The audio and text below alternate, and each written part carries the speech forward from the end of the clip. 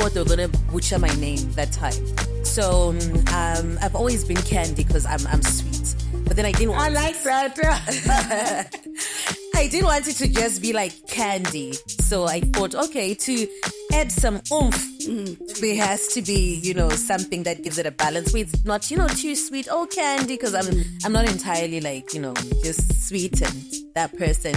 So V for voice. He really tried to really put me down with words. So talking of emotional abuse, verbal abuse, or physical abuse as well.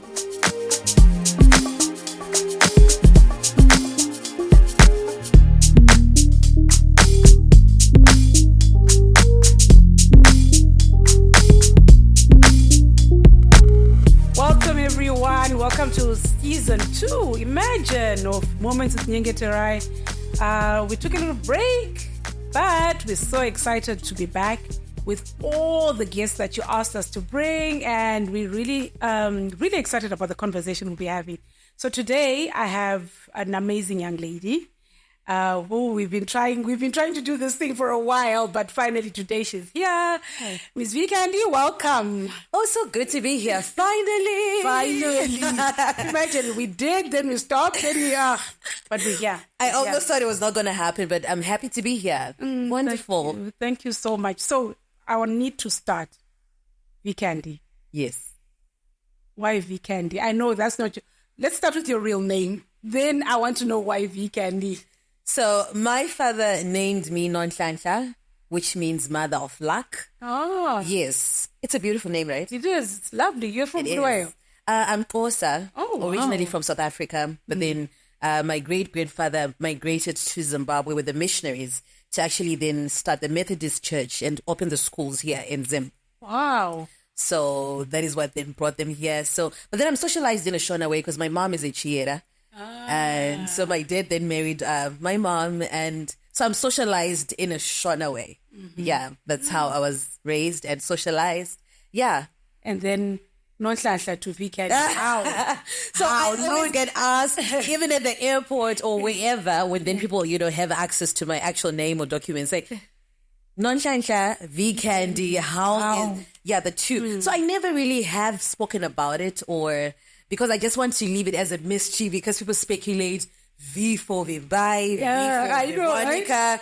V I don't know for what.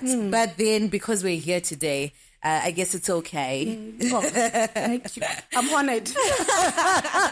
So for my first radio job, actually it was the second radio job at ZFM, together with my bosses then, we had to then sit, because I felt that people were not going to be able to pronounce my name. I thought they were going to butcher my name that time. So I've always been Candy because I'm sweet. But then I didn't want that. I didn't want it to just be like Candy. So I thought, okay, to add some oomph, there has to be, something that gives it a balance where it's not, too sweet. Oh, Candy, because I'm not entirely like, just sweet and that person. So V for voice. Oh, so, yeah. Wow. Yeah. I would never have thought. Yeah. I promise you I sat and I was like, for a long time I was thinking. What were you thinking? I don't know. We went through a lot. We're thinking, is it the V? Is it for to do with an alcohol? Maybe it's a nice alcohol flashlight. So maybe it's a book. Because I was trying to relate it, because with me you find that it's something to do with either an animal, a book, or a drink when I do something like that. So I was playing around those things. I never even thought V for voice. Yeah. That's really clever. Yeah. Voice Candy. Oh, that's really nice. So Voice Candy. Jokes, Noni. Listen to me. Because we had a Nonhlanhla at school and we called her Noni. Oh, really? Yeah. So at home they call me No. Then I know that a person I went to school with them, they call me Nono. Oh. So I have two people. Yeah, those who call me No. I know that we grew up together, family, home, wood. And then if you call me Nono, I know we went to school together. Yeah. That's really nice. So talk to me about your childhood growing up. You talked about your dad migrating to Zim and the name Nonhlanhla. Tell me about your upbringing growing up. Okay, so I was raised in a very lovely family with good laughs. My mom would ensure that we laugh a lot and we are happy. It was quite a normal childhood when I then grew up, where my parents were really trying to make me, comfortable in the capacity, within their capacity. So pretty much it, grew up going to church because of my mom as well. So I'm from a very Christian background. You would think that I'm a daughter of a pastor because that's how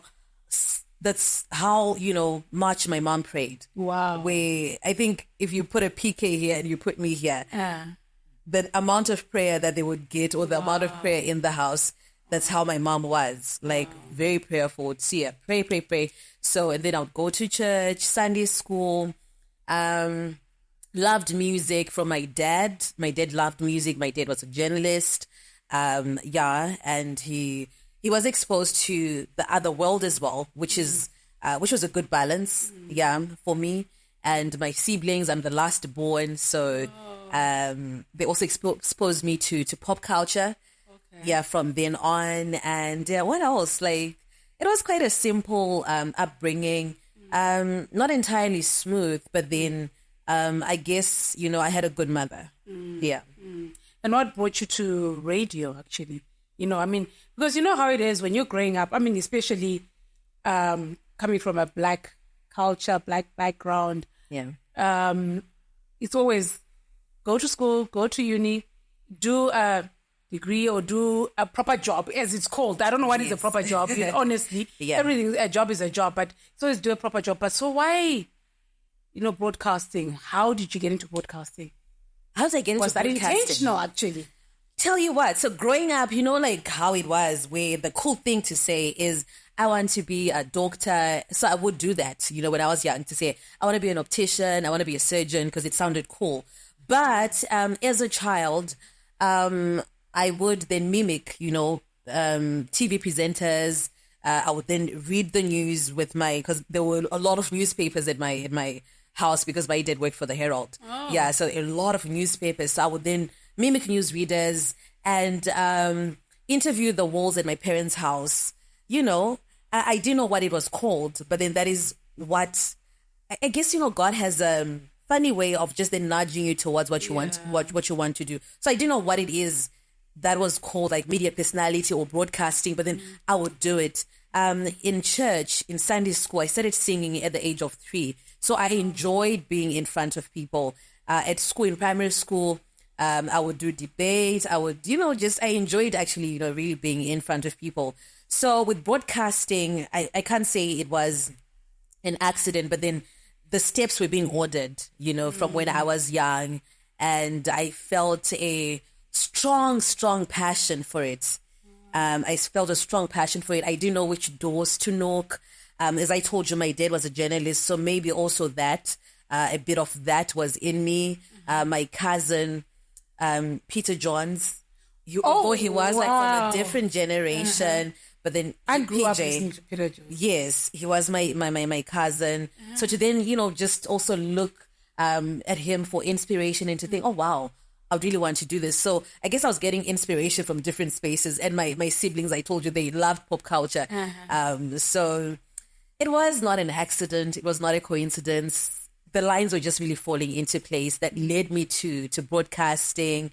But then I didn't know how, where, which doors. So I started doing 2 minutes at New Life Covenant Church, Bishop Tudor Bismarck.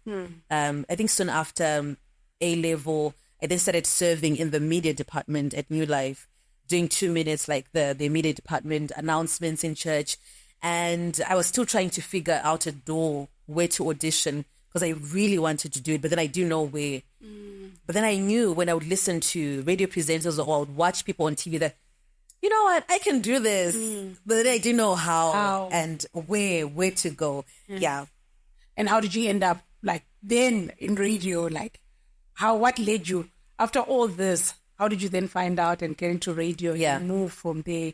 What happened? So with me, like, I just wanted a chance, because I knew that if I audition, I knew it in me that if I audition, I really can do this. So I would ask, we had one of the guys from church, I guess I would ask him as well. He was already in the media space in Zimbabwe to ask, like, what do I need to do? I guess I never really got a conclusive answer. And also, like, where I grew up in Horton Park, there was another media personality, and I saw him at the shops, and I went to ask him, like, I really want to do this. Like, how can I do it? And they never really gave me a conclusive answer, I guess, because I just wanted to know, like, are there auditions, or what do I need to do? Who do I see?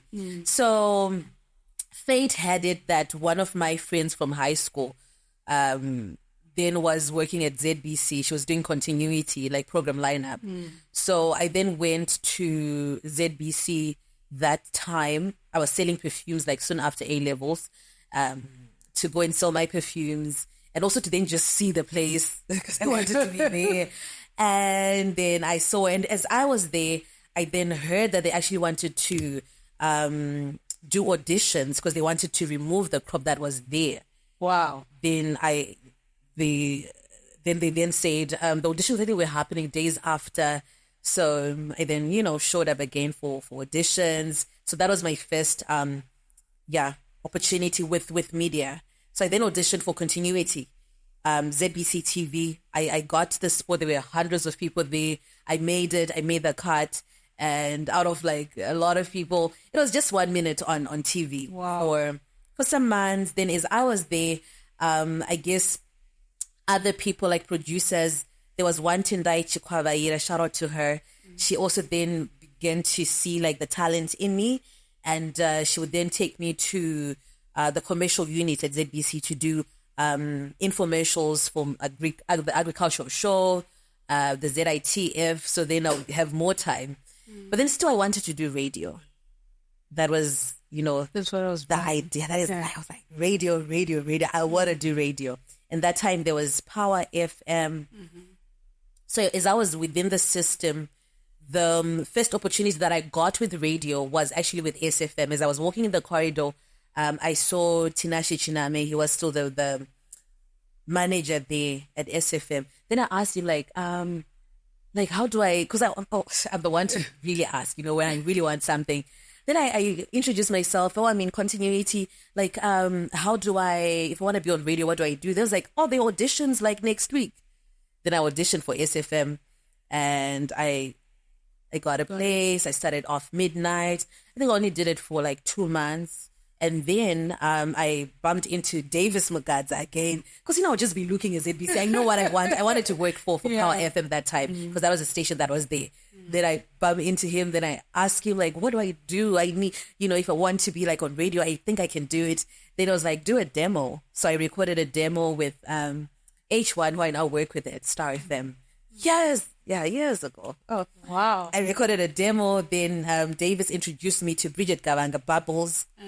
Bubbling Bee. Yes. Bubbling Bee. So I was really like starstruck, like, is this now happening? And Bubbles really liked me, and she wanted me now to sit in with TK, who was still at Power FM, on Drive to then, I think she had in mind for us to then maybe co-present. Yes. So I never then got to be on Power FM because other stations had opened. So I auditioned for ZFM, I auditioned for Star FM. So it was now like around about the same time, and I got I spotted all of the places. So it was now happening like same time, what I've been wanting. But then now it was now happening all at once. All the stations, 3 stations and I now had to choose. And why did you choose the station that you chose? So the time I actually chose ZFM. Because I don't know, it felt cool. It felt cool. It felt at home for me in that time, and I guess it served its purpose for that time. So I then chose ZFM, and I then was on ZFM for 2 years. I was doing the graveyard shift, 3 to 6 a.m. Oh, wow. Yeah, every day, weekdays. Wow. Yeah, so. Just for someone out there that, sometimes for other people, they're blessed enough to be like overnight sensations. For others, you really have to work in the background until your time comes. Because that's what I wanted to say, that if you're on the grave shift from 3 a.m. to 6 a.m., I mean, what kept driving you to wake up and go from 3 a.m. to 6 a.m.?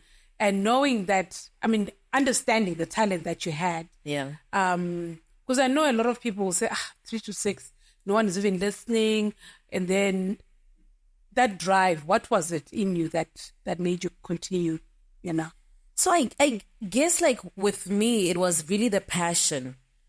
And I think that is what then keeps you longer, or it gives you staying power, even when you're not getting any applause, or, when you've not really then popped, or when it's not really now making sense. So it was the passion. And also that time they were paying good. They were paying me good because I had told them, of which that is what was happening, where I was wanted at Power FM, I was wanted at ZFM, at Star FM, and at ZFM. So the pay that I was getting was good, but then I then just had to be groomed.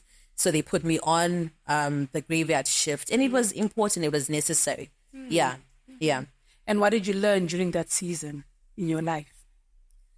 It was so difficult, I think when I started doing it, you're excited, you're in there, but then you also then get tired because, it's waking up every day. That time, you probably wake up at 2, but then what time would you have slept? And then when you go back home, so it really messed up with my timetable.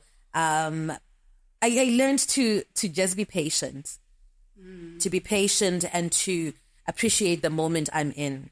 To appreciate the moment I'm in, because at some point I then felt that I had outgrown it, and it was now my time to, to be shifted to a different space. But then in that moment, I learned to be patient. I learned to really work on my craft, and not to go ahead of myself.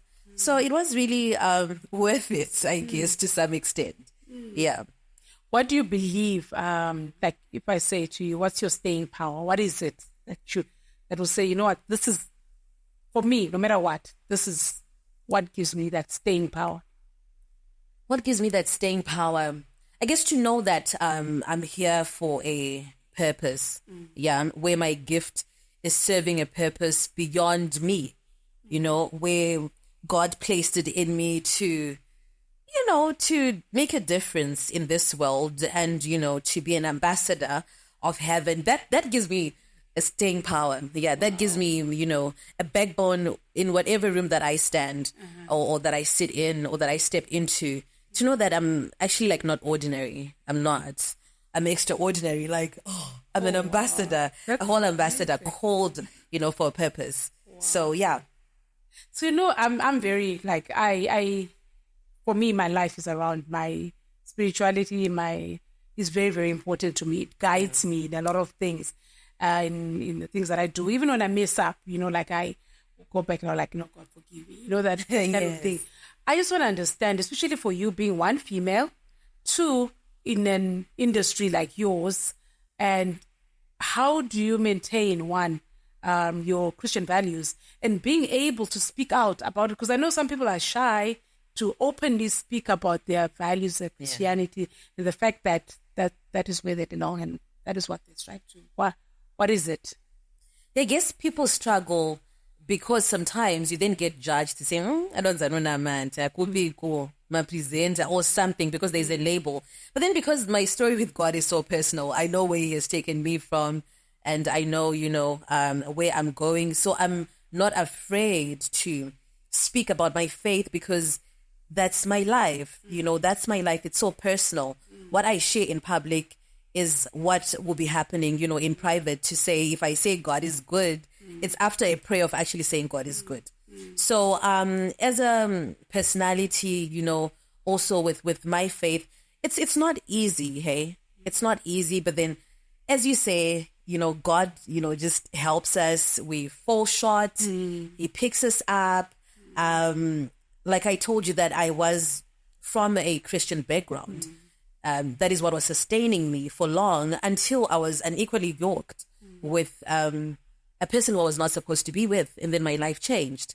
And it all then shifted to time where I had to then find myself going back to God, to the basics, of who I am, which is my faith. So that's why I'm not even afraid to speak about it loudly because, I know, this God. Can we go there? Can we go to the unequally yoked relationships? Why I'm saying that is because I think there are a lot of people who compromise. Yeah. We compromise because we are, you feel maybe it's love, or I don't know what we call it. Yeah. I want to understand what led you to get into the relationship, and then what then helped you to now know that I need to shift. Because I think a lot of people, either they get in and then they just stay. And like, so what? Or they get in, but they're not quite sure. So what advice? Okay, let's go to how you got in, how you got out, how you can help someone out there. Yeah. Who's in the equally same position. I guess, with people who are raised in Christian homes mostly, people never really have this conversation about what the world is like. And sometimes as you're praying, you're just in a bubble and you're just doing it. You really love God, but then the world also has its harsh realities that you're not really mentally prepared for. And it's even more important because the devil is really out to devour, gifts and people, especially who fear God, who are gifted. So it means that you should have wisdom to then deal with your children if you're a praying mom and then you see she's talented. What else? How can I make her ready for the world? Because that is how it is. So for me, first of all, the person was not my type. I was in a godly relationship with my first boyfriend, my high school sweetheart. We were saving each other for marriage. And to be honest, I don't know what then happened because it was in another country. So it was not like a long distance relationship. And I don't know what then happened. It's a person that I was working with. And when I say I don't know what happened, I actually then don't know how he then became my type and then it became a relationship because my parents, like everybody around me was so against it. Like, he's not for you. This person is not for you. Not because of anything, but then if you were to then just look, the dynamics were not dynamicing. Yeah, so it was just, I don't know how, to be honest, I got into it. But then before I knew it, I was already in it and I was isolated from my family, from my friends, because he was also a narcissist. And I was just by myself and him, and it was a terrible time. It was a terrible time. And yeah, God then saved me. God then saved me, but then it was not a good time. When I look back, I think after him, I then felt like I was in a slumber. Like, where was I? What was I doing? What were the low moments? When you say it was a terrible time, what were the low moments? I guess maybe also because he knew that we were not compatible. I think he knew to some extent. So he really tried to really beat me down with words. So talking of emotional abuse, verbal abuse, or physical abuse as well, where small things, where you can have like a normal conversation to agree to disagree. So it was terrible. It was terrible. It was really bad. Yeah. And you were waking up and going to work through that time? Yeah, and then it made me leave my job. It made me leave my job that time because now they wanted to then move me, the radio station I was working for, to move me to a different slot, and he was not happy with it. And he now said, okay, we're going to leave. Yeah. So he made me leave my job, meaning that after that, not that he could then take care of me. So the person who was, self-sustaining. Things were really good. I told you I was being paid well. And then it stopped. I was jobless and my parents were not happy with the decision that I made. And, it was just a lot that was happening in my life. Yeah. And in terms of access to your friends, do you still have access to your friends? What was happening? So, when you're with a narcissist, they isolate you. They really play with your mind. So I was really isolated. No one could really have a normal conversation with me. If they are watching me right now, they can actually attest to that. No one could really have a normal conversation with me, from friends to Would they family. tell you openly that, this is not working, get away or what? They would. I guess people would actually, because it was really awkward and it was not compatible. So people would really then say it to say, she, Yeah.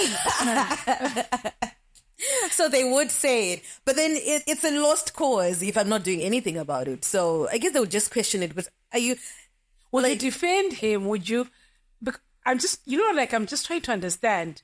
I always say this, that I always say to people, so what is it that makes you stay? Is it because you are shy to leave? And then what then eventually makes you leave? So it's not like I was really confident of us in public. Like I wouldn't want him to walk up to me in a public place and talk to me. I would be really shy because not anything, but then it was not my type, to be honest. Yeah. So what would make me continue? I guess he really played with my mind, and I then believed it. To say, outside of this, you won't be able to do anything. Yeah. So I then really believed it. So for some time, I'll then just hold on to say, I'm waiting for our things to work for that moment. If I'm outside of him, of his space, now I don't have a job, then what is going to become of me? And with a narcissist, he will tell you to go. That's why he will stay, because he will tell you, go. They won't even beg you to stay. They won't beg you to stay. They won't beg you to stay because already they've played with your mind. So they'll tell you, go wherever you want to go. But then I was staying with my parents, but then still to say, go. Even if you're unhappy with something, leave. Go, leave the relationship. So when a person does that, they know that it's a mind game. You're not going to go because they've told you to go. So you're now tripped. Yeah. What was the wake-up call? To say enough. My story is, I'm going to really write a book, Nyenge, because my story then really gets really complex and intertwined. But then there was a lot that then happened, and then I just left. I then just left, and he also was doing his life. I don't know what he's doing. I guess he's okay where he is. But yeah, I'm happy that I had to start over. And, I can never stop talking about God, because for a lot of people in the media space, if you have, shown your face in there and you are just on a steady rise and you're then out of the picture, for you to then come back, it's impossible mostly. But then it had to take the hand of God to actually reintroduce me, because a lot of people didn't know me then, to reintroduce me, to polish me up, to brand me. Like, this is heavenly branding. Yeah. That. I love the way your eyes really light up when you talk about God. And, you really do light up. So I want you to tell me, like, your life lessons from that season in your life. If you were to give someone advice who's just walking this journey that you came out of, what are the life lessons that you learned? And how would you advise a fellow sister who's there and just like, what do I do? I'm going through these things that you've gone through. Yeah. How would you help them? What would you talk to them about? I would say, for maybe someone who is then starting maybe they're in their 20s, 18, 19, 20, to take life seriously and take your connections seriously. You can't joke about it when it comes to friendship, when it comes to relationships. You can't, because those things can actually deter you, and just shift to the direction that you're taking. So you can't. Friends, associates, relationships have a huge bearing on who you are as a person and where you're going. So it can actually be the next person who's going to take you, to your destiny, that God has ordained for you, or who's actually going to destroy you, the future for you. So really take your association seriously and pray about it for alignment, to be aligned with the right people, the right company, and also to not be also easily influenced. Yeah. For me, I'd really carried myself for long, As I told you, I was saving myself for marriage I finished university as a virgin. Yeah. Because we were really, waiting and praying, prayerful people. And then it had to take like one person, like one just stupid move because maybe I was not taking myself seriously at that time, and you just thought, okay, I don't know, like we're just playing along, and now you want to experience a different life. You're like, I don't even know what sex feels like. I don't even know the taste of alcohol, and you now want to experiment. But then the moment that you're doing it, the devil is actually really at work, because he knows what lies ahead of you. So take your association seriously and really work hard. It will pay off. Be patient with yourself. And no matter how difficult it may seem, every storm eventually runs out of rain. Every storm. Yeah. So you're going to be fine. And maybe even, I'm also really passionate about single mothers, because especially like in that moment when you're just by yourself and your child, you're thinking, what good can come out of my life now?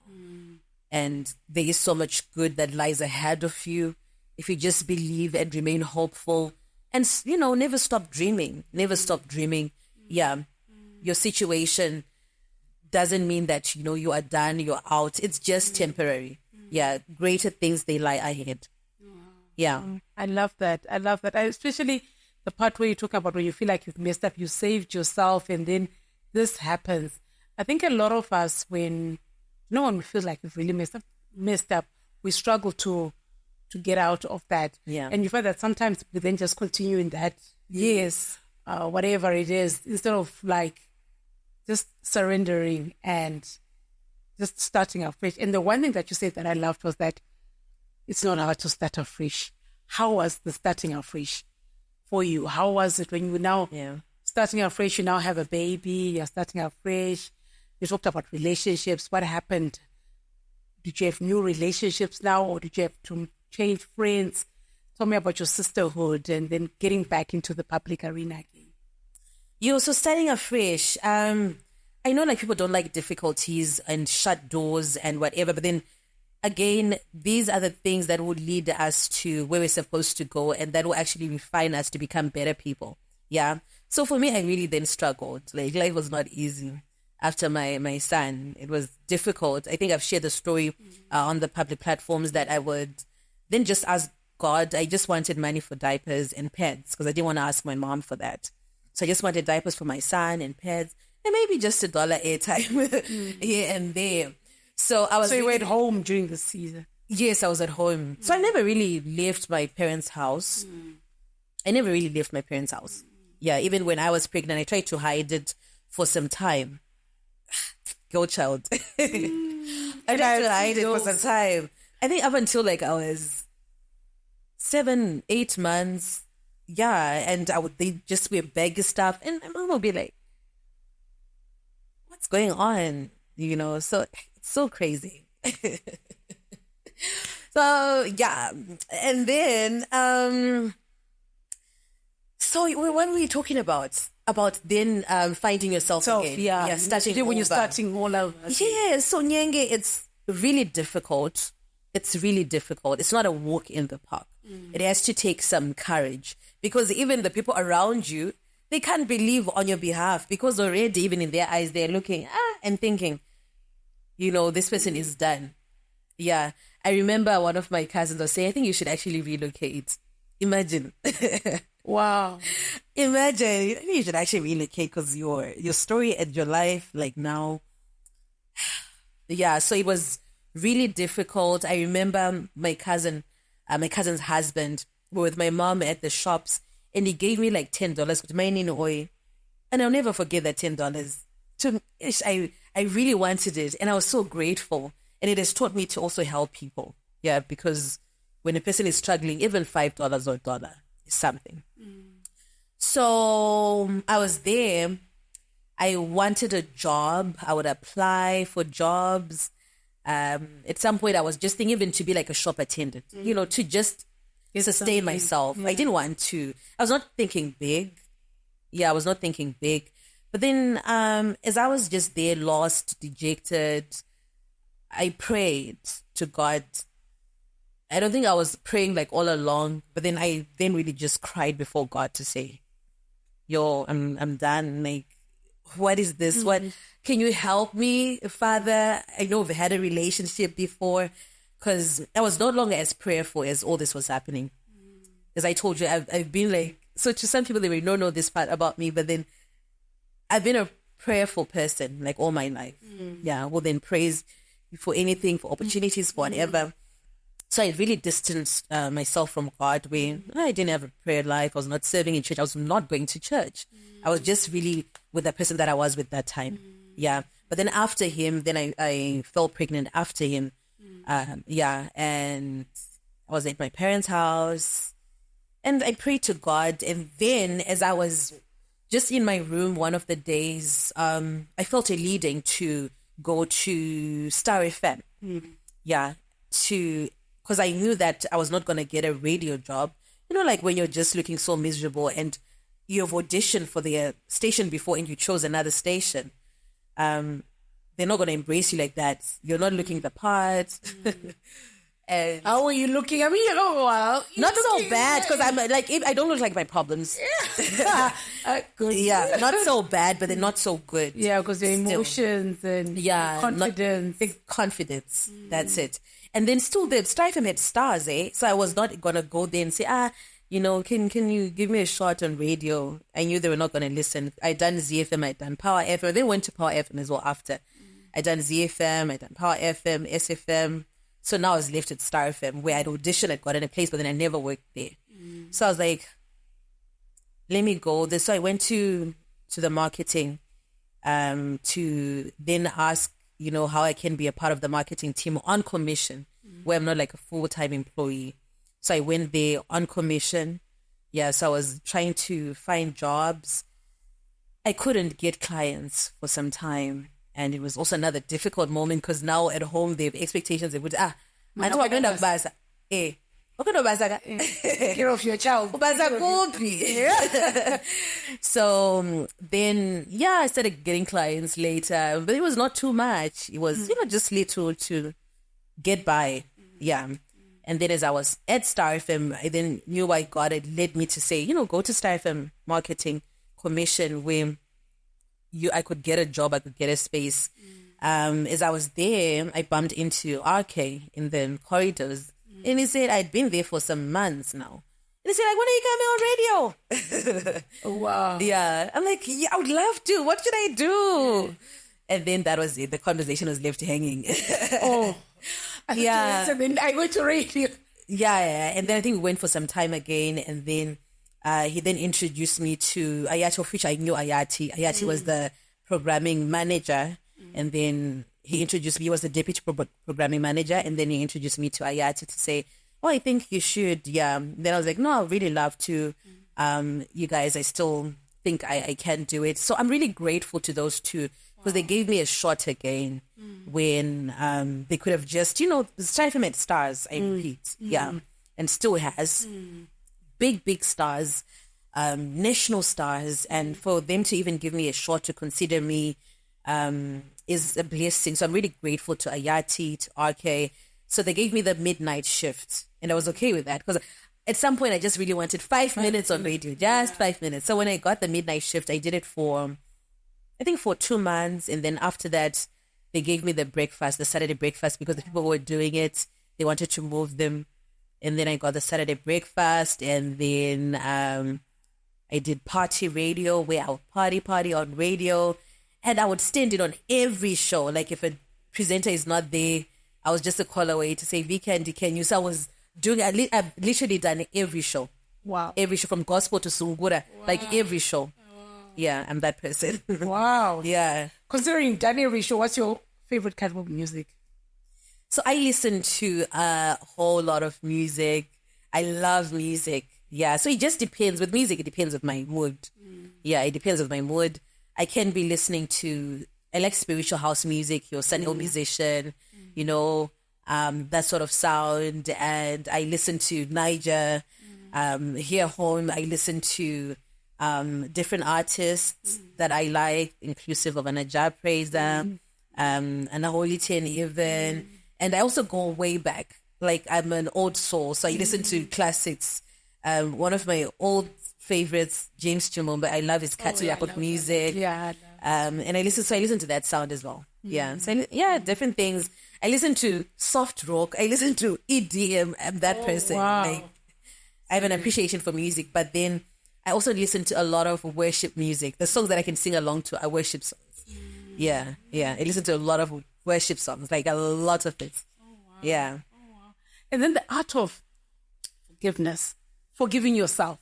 Because I'm finding that a lot of people, when things have gone wrong, you've tried again, you've gotten there, and Ayati is there, they give you a chance. I think I always say angels are in the form of humans. Yeah. Not just humans. Says you need men in your life to help you, so to propel you forward. But how did you forgive yourself? Because I think a lot of people then say, okay, I've moved on, things are moving, but then don't really forgive themselves for what they have done or gone through. How did you forgive yourself? And when did you come to that position that, you know what? This is it. We're good now. Yeah, I guess it's a very good question, because you can really then be going on and be wounded.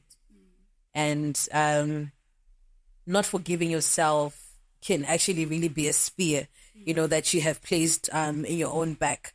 So for me, I guess I had to accept that I'd lost some time because of maybe foolishness and the decisions that I had made, where I can't blame anyone entirely, but then also blame myself to say, okay, how can we show up better now?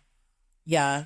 So it's accepting that I had failed, that I had made wrong decisions, but then how to then recoup and recalibrate. So I think I got to accept. That is how I got to forgive, acceptance of where I was, what had happened, and to then know where I'm going, and to know that, for all have sinned and fallen short, and that God's grace is sufficient.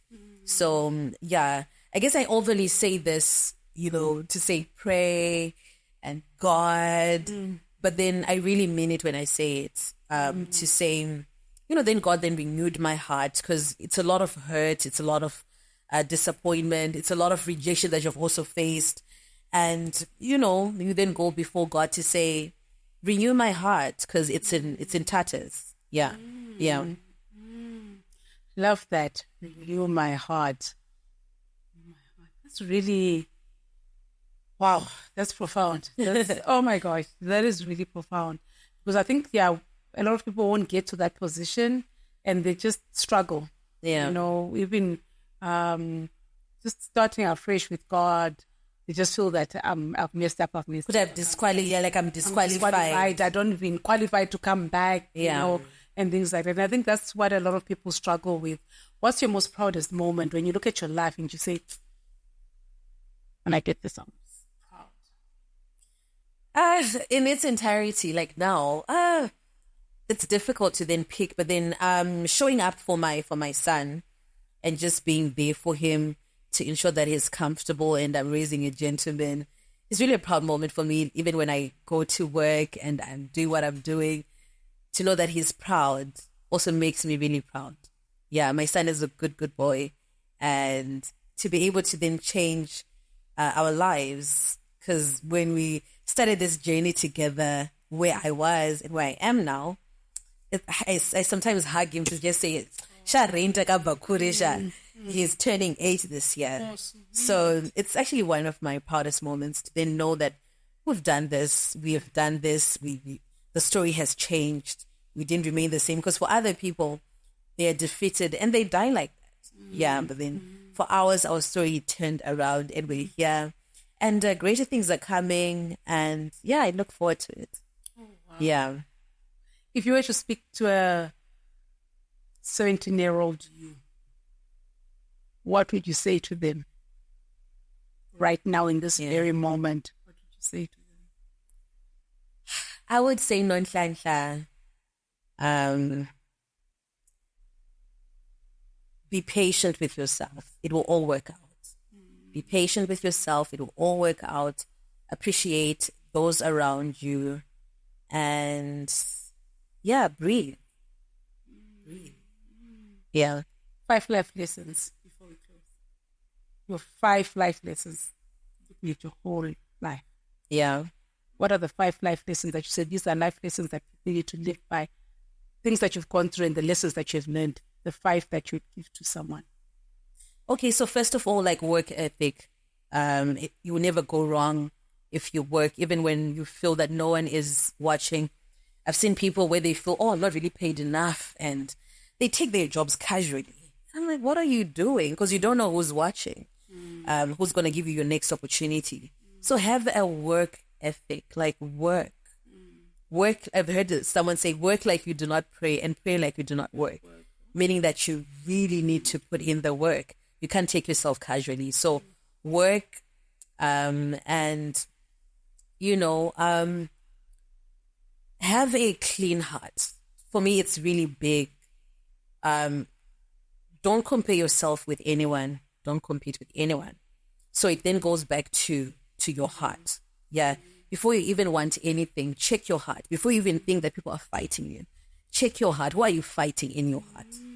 Who are you fighting? Who are you wishing bad on? Who are you wishing they would for? So check your heart and move with humility. Move with humility. Do not despise small beginnings, and also do not look down on people. Move with humility. Someone you may see as if, they are really behind and there's nothing good that will come out of them. You never know.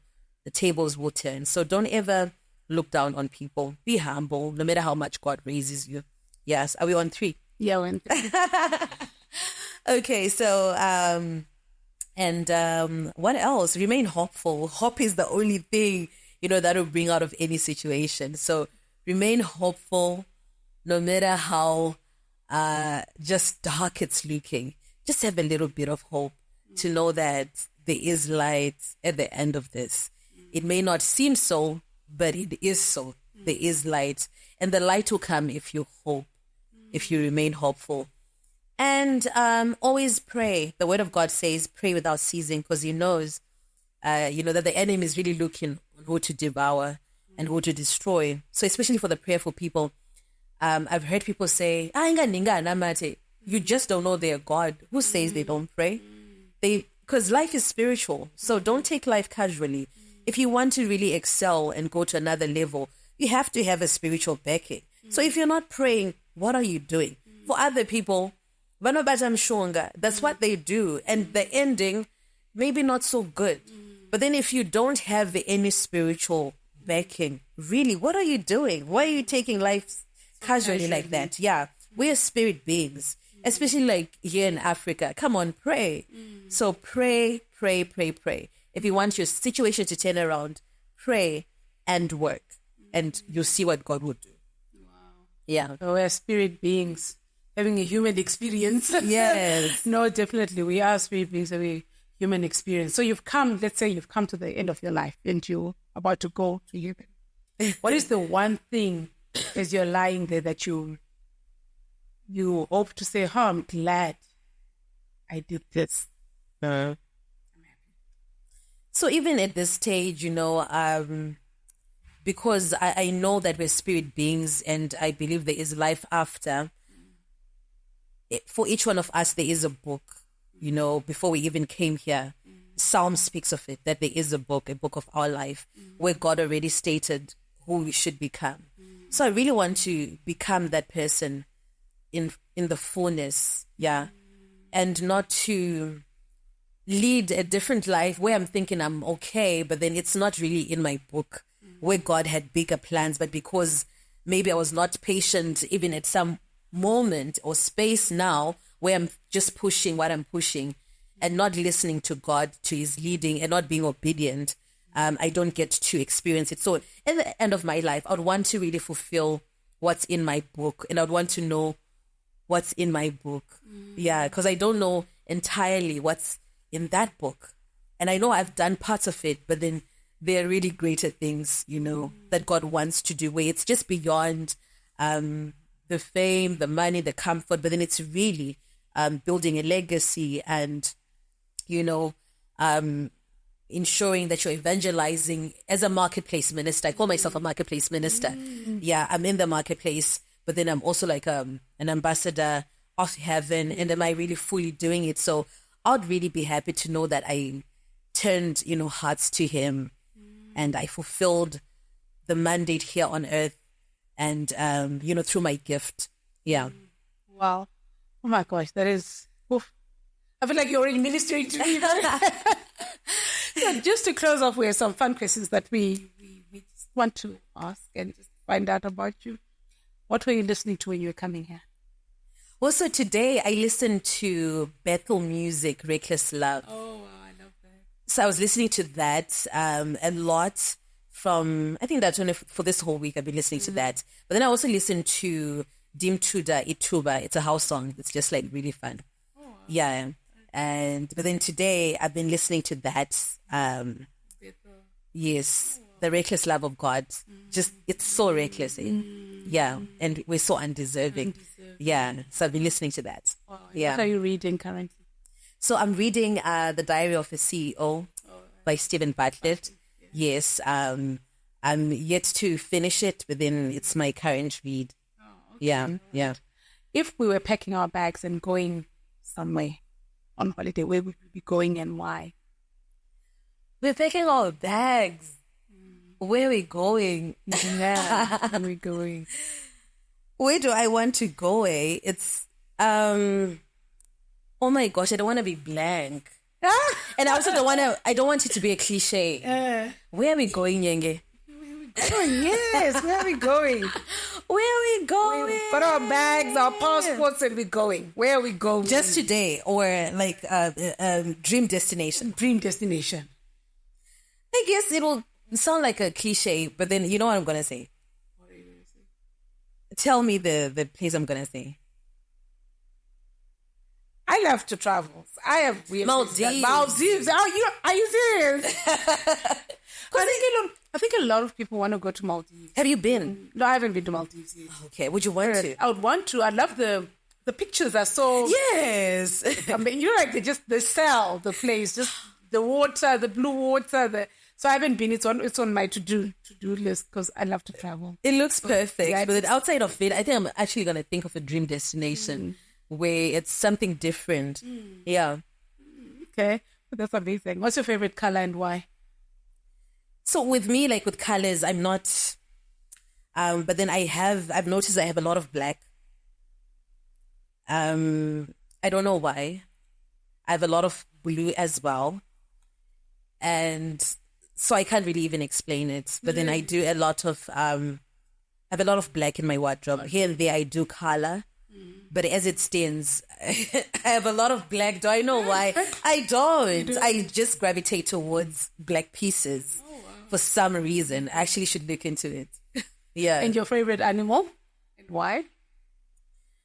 I can't say. I would say like my favorite animal would be like a lion, but then another favorite of mine would be like an eagle. Yes. Because of how high it soars and how determined it is and how it also adapts. I think it speaks to who I am as a person. Determination, adaptation. I'm not scared to change, to pivot. Yeah, and just focus. I think it's really focused and it's calculative. Yeah, I may actually really take my time and I'm calculating, which can be a good and bad thing, but then it speaks to who I am as a person. So I'll guess more of an eagle, like a bird, than a lion. And the lion. And your morning and evening routine, when you wake up, what's the first thing you do when you sleep? What are your last 10 minutes before you sleep? And the first 10 minutes before you wake up. So when I wake up, I first wake up and I'm really having conversations with myself and saying, don't touch your phone yet. Pray. Yeah, pray. So normally it's that. I wake up and I'm in bed and I'm up already. And I can just be there for like some minutes. And then I have to then kneel and pray. Whether I'm feeling depleted. Because sometimes, you're just feeling depleted with prayer life. And then just pray. Or sometimes when I'm really in my zone, I pray for longer. And then I read the word. And I check my phone. Yeah, I talk to the important people that I need to talk to and brush my teeth, start my day, bath, and look good. If I'm not going anywhere, just that. Normally, I'll just be in my room, really, if I'm not going anywhere. Because now, I don't know what happened, but then I'm not a TV person like anymore. I can't really. I can't watch TV. For forever? Yeah. You've been that person? I read. I prefer to read. Yeah. Or maybe I'll go and watch a podcast. So listen to a podcast. I prefer that. Yeah. Yeah. That kind of person. So when I'm not working, I'd rather just be just there and not doing anything because my schedule sometimes really gets hectic. Yeah. And when you're going to bed, your last 10 minutes, what do you do? So it's more of the same more of the same routine. If I have a book that I'm reading, I'll read the book first. So normally I don't want to scroll last, but then when I'm not in my element, sometimes it's the last thing that I do where I'm on my phone and I'm scrolling. I don't like it.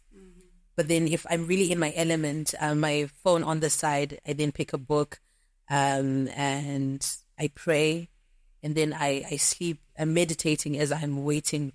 I'm meditating, I'm dreaming, I'm thinking, I'm painting the picture, I'm planning, ideas are coming. But then when I'm not in my element, I'm scrolling and I actually don't like it. You don't like it? Yeah, to make it the last thing that I do. Yeah, okay. Yeah. And if you were given 30 minutes to talk about anything that you're passionate about, what is that topic? What would you talk about for 30 minutes without even thinking twice? I guess I'll talk about perseverance. Yeah. I'll talk about that. Yeah, I'll talk about perseverance. Because I'm really that person, if I get an opportunity, I really want to speak hope because I know what it means to not have hope, to have given up on life, to be thinking that you're out and done. So I really get passionate when I talk about it, to say, it's whatever you're going through, you're not done. Life is not done. Okay, don't even believe the lie of the enemy. You still have it. If you're still breathing, you still have a chance. So perseverance. Yeah, I guess that's it. Oh, fantastic. Yeah. So just to close us off, what are your last few words to the audience? What do you want to say to them before we go off? I just want to say thank you so much for the love and support, for just also loving the brand V Candy. We are because of people who celebrate us. I couldn't be where I am if there were no people who believe in my brand, who love what I do. I come across people, they're excited to see me. And to this day, it surprises me like, oh, wow, like we listen to you on radio and stuff. So I just want to say thank you for the love. I really appreciate. And also, as I said, I love to preach hope for someone who is really thinking, they are between a rock and a hard place. And you've let yourself down. You've let the people around you down. Look to God. You still have a chance. He can actually really rebrand you. And he will surpass your expectations. He will exceed them. Yeah, and he will really polish you nicely.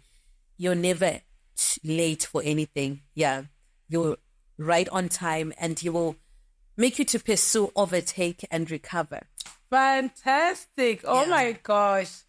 Thank you. Oh, what a way to end. So don't lose hope. You heard what you said. Don't lose hope. And I hope as you're starting the week that you just tackle everything that comes your way and you just don't lose hope. So thank you for watching and we look forward to seeing you next week. Have a fantastic week. Bye. Bye.